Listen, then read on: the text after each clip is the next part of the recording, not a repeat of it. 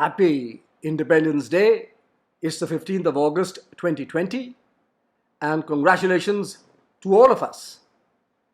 Now, of late, as expected, the West is in turmoil in connection with the Russian vaccine, which will be launched very soon. As I had mentioned in my last video, it was on the brink of being approved.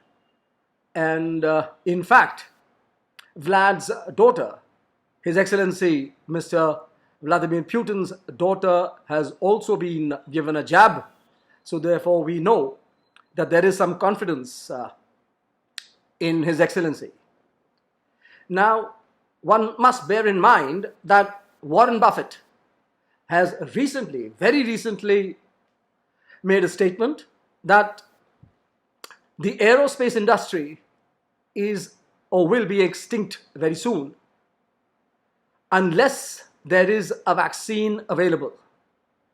Now that probably, I don't know whether it's a loaded statement, whether he means it, but it is a fact that he is rapidly removing his stocks from United Airlines, Delta, Northwest, and the American Airlines. Now that is proof of the pudding. And probably there is a kernel of truth in what he's saying. We are all headed to disaster. One must keep in mind that the economies of the world are more or less demolished.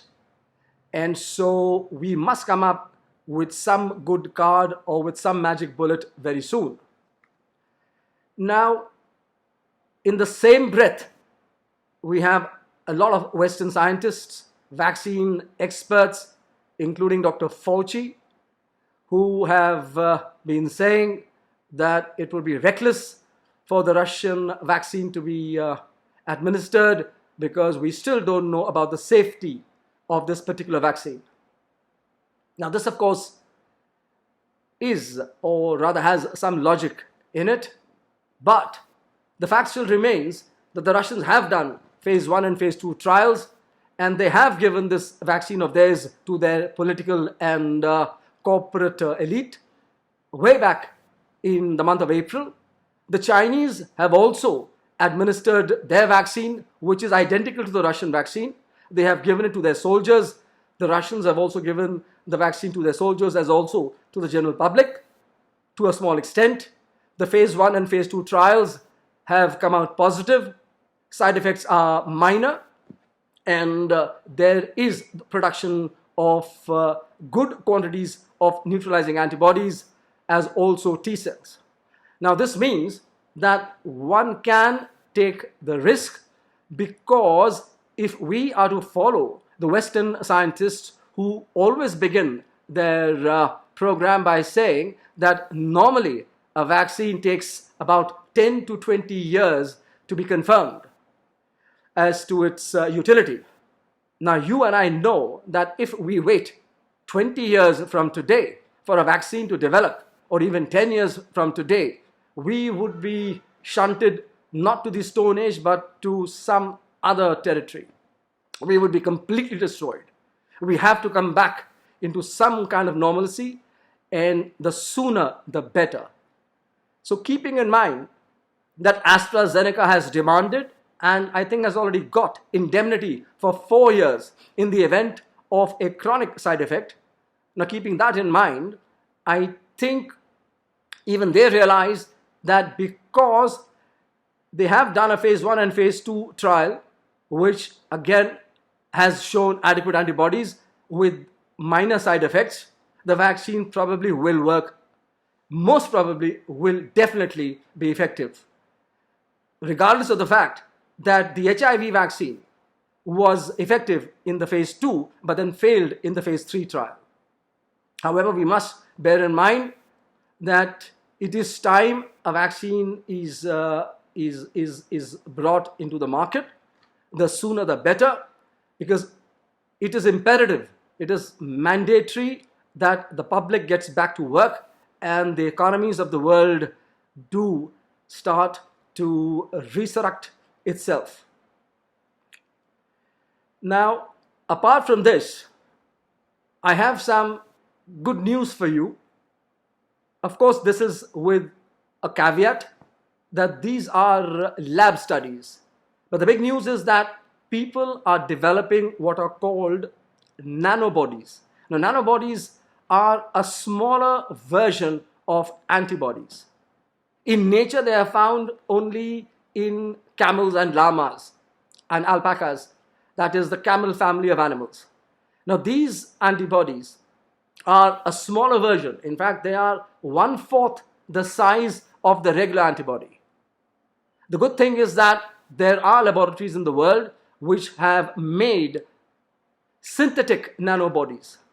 Now, these synthetic nanobodies, which are 1/4 the size of your regular antibody, because of its small size, because of its simpler structure, is easy to make and cheaper to make.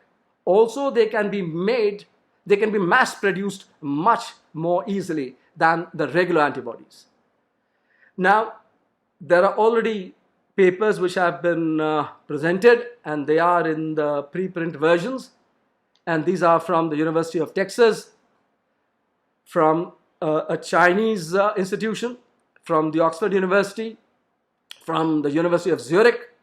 But the big work has been done in the University of California, San Francisco, and a key person is an Indian-born scientist, Aashish Manglik. Now, Professor Aashish Manglik is directly involved with this research, in which they have fine-tuned a single nanobody which is exquisitely effective against the Chinese virus. What they had was, they had almost, it seems, 2 billion different types of synthetic nanobodies. Out of these, they found ultimately that 21 were reasonably effective against the Chinese virus, which causes COVID-19. And finally, after working day and night for 4 months, they developed, or rather they crystallized or formed a single nanobody, which they call nanobody 6. Now, nanobody 6 was then checked in the Pasteur Institute in Paris, France, by researchers over there, and they also confirmed the fact that in lab conditions, this nanobody is very powerful against the COVID-19, the Chinese virus. Now, what does this nanobody do? This nanobody, what it does is, it blocks the spikes of the Chinese virus. When it blocks the spikes of the Chinese virus, then the virus cannot dock, it cannot penetrate the human cell. And the efficacy is excellent. It seems that even a small quantity of this nanobody is enough to prevent entry and therefore infection by the Chinese virus. Now, the researchers in the University of California went further ahead. What they did was, now this I will have to explain to you. The Chinese virus, a single virus, has around 25 spikes. Each spike has 3 landing mechanisms. Not mechanisms, but rather landing machineries, right? That means each spike has 1, 2, 3 landing machineries, and these landing machineries help the virus fall or get contact with the receptor in the human cell. That receptor, as you all know, is called ACE2. So the virus can dock, or rather attach itself to ACE2 and then penetrate into the cell via the spike and the ACE2 receptor. Now, the spike, as I've said just now, has 3 landing machineries.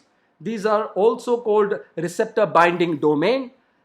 Now, I will make that simple for you. You can remember that by saying that the Reserve Bank of Delhi. So each spike has 3 Reserve Banks of Delhi, or rather receptor binding domains, and via these domains, the spike can actually penetrate the cell by docking into the ACE2 receptor. Now, this research group, led by Professor Aashish Manglik, What they did was they developed this synthetic nanobody called nanobody 6 and then linked 3 of them.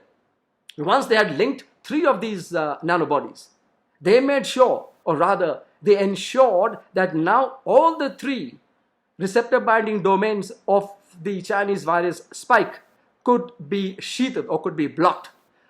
And by doing this, they ensured that now their nanobody was almost 200,000 times more powerful than the original nanobody which they had synthesized.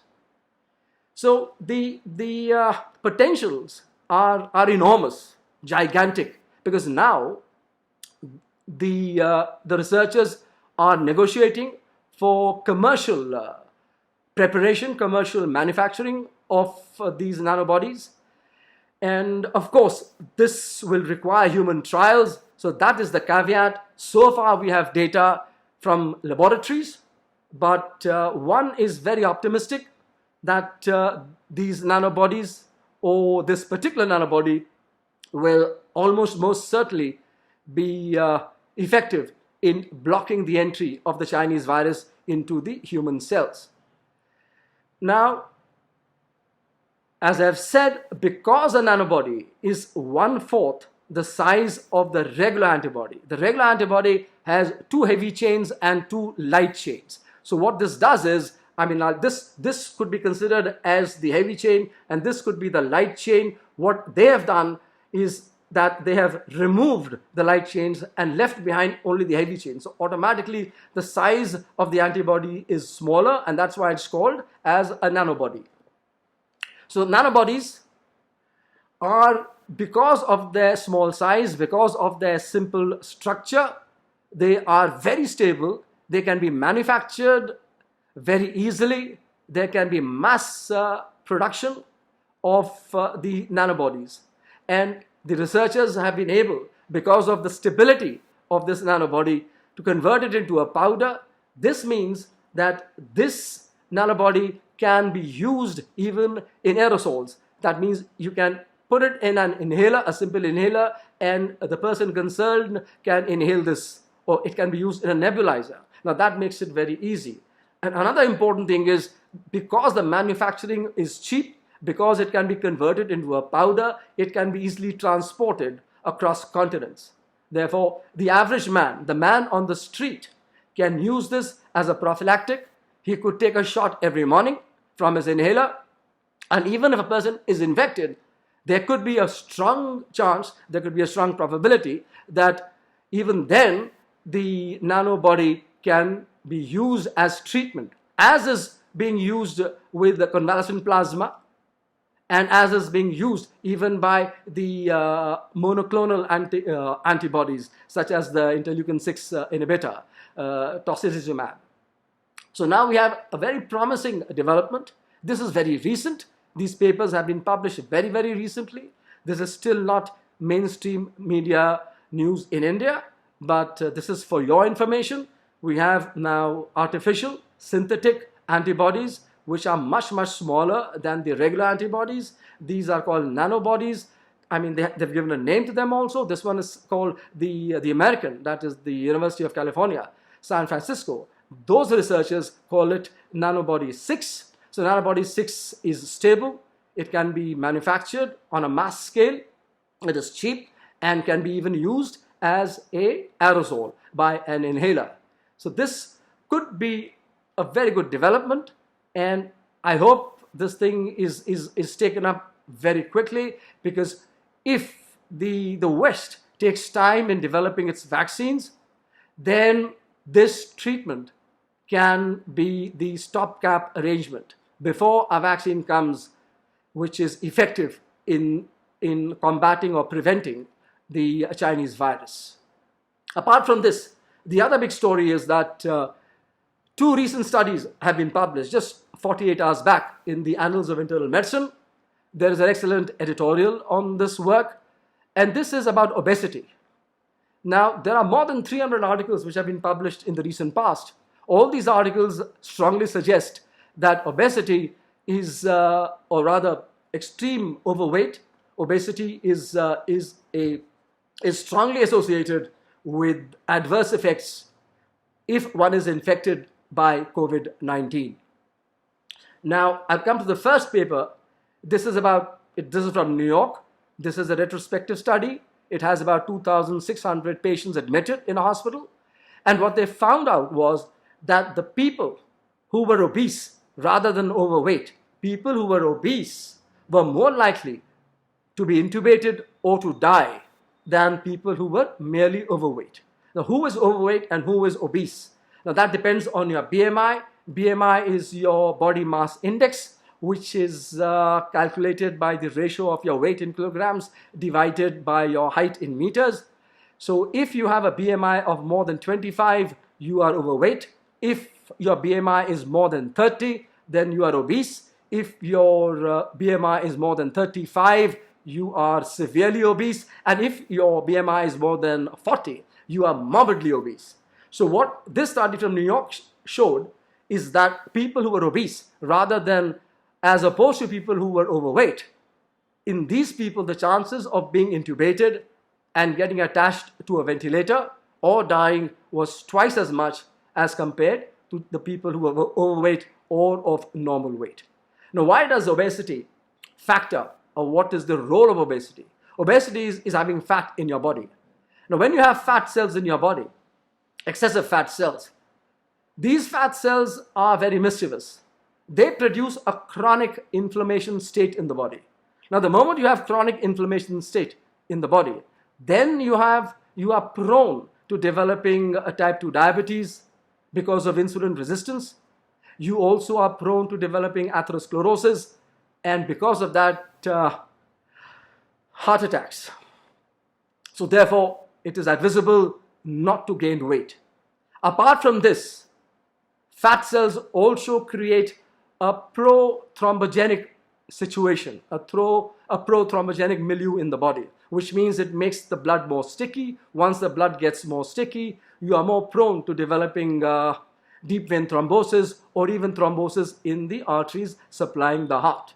And the third thing is fat cells make sure that your arteries do not dilate but rather vasoconstrict. So therefore, you have a situation wherein an obese person is vulnerable to diseases like diabetes, hypertension, heart attacks, and thereby heart failure. But most importantly, now we have a paper which has also been published in the Annals of Internal Medicine, and this is including almost 7,000 patients.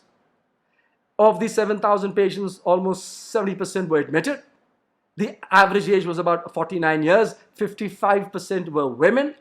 And what was striking about this paper is that the researchers found that people who were obese, they were almost 3 times more likely than the overweight or the normal weighted people. They were 3 more times likely to die as opposed to the normal people with normal weights. And in case they had a BMI of more than 45, then this figure rose to more than 4 times.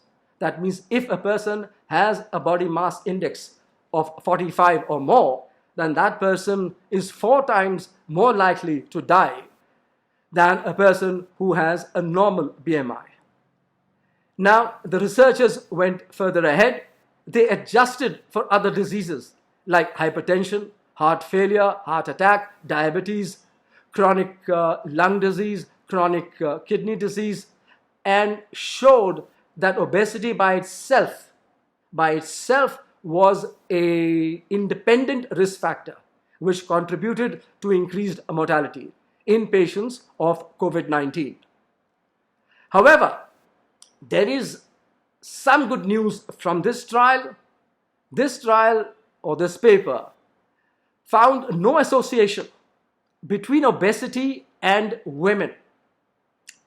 Now, the reason given by the researchers for no connection between obesity and women and mortality with COVID-19 is that in women, the fat is more uniform in the body, whereas in men, the fat is around the viscera. That means the fat is around the organs, it is around the heart and around the blood vessels.